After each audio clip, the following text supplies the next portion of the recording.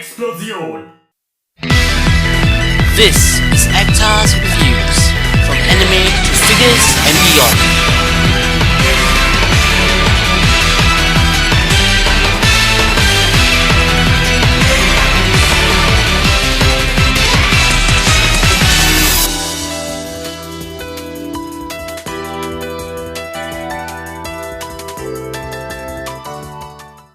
Hey, this is Actar. Welcome to another episode of Actar's Figure Reviews, and we are back hopefully for a more permanent basis as we take a look at the latest Figma figure to be released, Figma Vita. She is the last Belka Knight to be released, and she's from the series Magical Girl, Lyrical, Nanoha, Ace, and Strikers. She is definitely my favorite of the 4 Belka Knights because of her fiery attitude, her loyalty, and of course her cuteness. Alright, so without any further ado, let's take a look at the box itself. So we see that the box is again in the square shape because of all the extra accessories, and we can see all of them, nearly all of them, through the transparent window. We have the Belka magic circle in front, Figma in nice big lettering, and of course the background is a reddish orange sky. Vita in a nice big lettering, barrier jacket version, product number 52. At the side we see Figma Vita striking a pose, and at the back the usual collection of pictures featuring the various accessories and showing off Vita in several poses.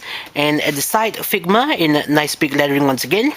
And that's pretty much all I can say about the box. So let's open it up and take a look at the figure inside.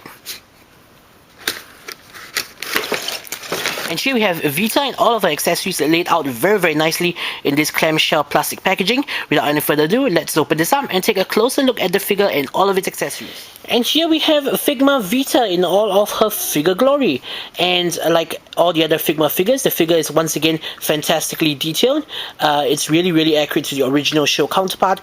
And overall, there's no complaints from me whatsoever. But we'll get into the figure and the articulation in closer detail later on. But now let's take a look at all the accessories that comes with this figure. So first of all, let's just go through the basics. We have the Figma 3-jointed stand, and we have the Figma base. We also have the Figma Ziploc bag that's exceedingly useful to keep all your accessories. Next, she comes with a little instruction sheet detailing how to change the various accessories and how to actually equip or use some of the accessories onto the figure itself. And speaking of the accessories, here they are. First of all, we have her intelligent device, Eisen, in its hammer form. And, well, it is a very accurate representation of the hammer itself, but unfortunately these parts are not chromed like they are on the completed PVC figure by Alter.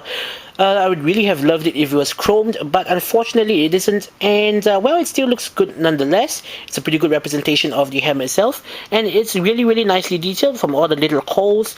Well, there's Eisen for you. Now, to change Eisen into its second form, all you have to do is to simply pull the top off, and it's just connected on a simple peg. Be careful, these things can break pretty easily. Bringing the second head on, and let me just connect that together. And here we have Eisen's second form, its missile form, also known as Raketenform. And of course, in this form, Eisen is equipped with a rocket booster and a spike tip. Vita's specialty is to break through defense, and with this, she is really well equipped for that. So in the next form, and definitely my favorite form of Eisen's, is its giant form. Also known as Gigant form. With this, Eisen actually expands and grows into a giant size hammer of massive proportions. And last but not least, the final form of Eisen is its destruction form. This is what happens when you cross the missile form together with the giant form, and this is the absolute most powerful form of Eisen, and it's only seen in the 3rd season of the show, or Magical Girl, Lyrical, Nanoha, Strikers. And its spike tip is now a drill, and its rocket boosters has been enlarged to giant proportions as well. Also included, and I absolutely love this little attention to detail, is this. Now, this is an alternate rod or shaft for the Eisen heads. And this one features it in a warp position. Now, usually you wouldn't want your things to warp, but in this case, warping is a good thing because this is to represent Vita swinging Eisen so hard that the rod itself warps. And next we have the rack of hands that's included with all the other Figmas, except that Vita comes with a special one that has her holding her 4 metal balls that she uses Ralph Eisen to shoot at people. This is her projectile, a long range attack. It comes with another pair of hands that does not feature the wrist joint that the other hands feature, because her weapons are pretty heavy, and to hold these weapons steadily and in a good pose, these hands do not have the wrist joint to avoid her wrists from flopping about. Some people have complained that the normal hands shouldn't have the problem of flopping wrists, but since they included this, I can't really blame them for it, because at least they give you a way in which to get the hands into a very, very solid pose. Vita also comes with an exchangeable face. As you can see, it is one in her battle-ready expression, looking off to the side. She also comes with an exchangeable hairpiece that has her hair fringe facing the other way. And what would Vita be without her signature hat? Very, very nicely replicated from the original show counterpart. So to actually place the hat on the head itself, this one, what we have to do is, after putting the face piece in to the hairpiece, we actually have to clip it under the hairpiece, and with a hat in place, we can see that it actually stays in very, very tightly, and because it's actually clipped to the hairpiece itself, if you take the figure over here, we can see the 2 little holes that the clip extends out from.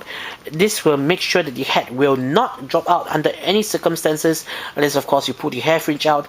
This is just one of the little things that Max Factory, a good smart company, does to continually improve on their figures, and I absolutely love them and I commend them for that.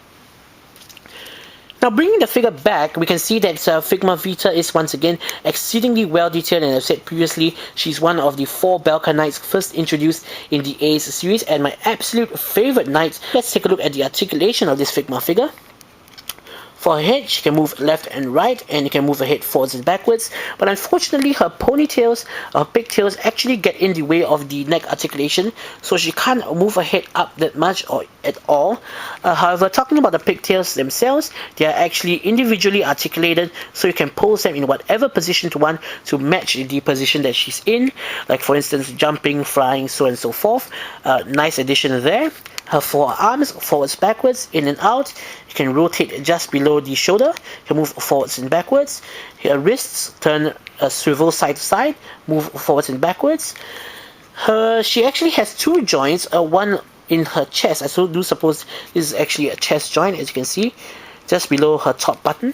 And she does have a waist joint that's actually connected below her skirt. The skirt is made of a solid PVC, so you really can't get any sitting poses out of it. But I suppose that can't be helped. Her legs, forwards and backwards. Once again, the leg articulation is limited by the skirt, and you can move her side to side. You can rotate side to side. Her knee joints, forwards and backwards. And as for her feet, forwards and backwards. You can turn side to side, and you can actually swivel side to side as well. So that's pretty much there's a ton of articulation there. But because of the design of her feet, it actually limits the articulation slightly as well. But I have to say that I absolutely love this metallic red finish that they used on her feet. I love this color so much. It's actually hypnotizing. One last point of articulation I would like to mention is that her 2 little ribbons are also articulated, so you can pose them again to match the condition, to match the pose that she's in, whether she's jumping, flying, so on and so forth. You can match that as well.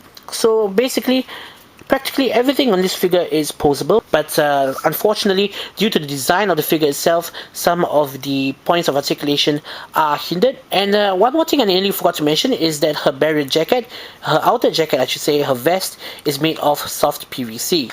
And another little point that I have to mention, where Good Smart Company actually improved on the previous figures, is that her ahoge is actually made of soft PVC as well.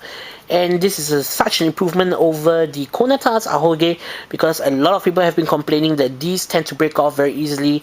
But look at that, there is absolutely no chance of this breaking off. So in conclusion, if you're a fan of a Figma Vita, fan of the Nanoha series, or simply a fan of figures themselves, definitely consider picking this figure up.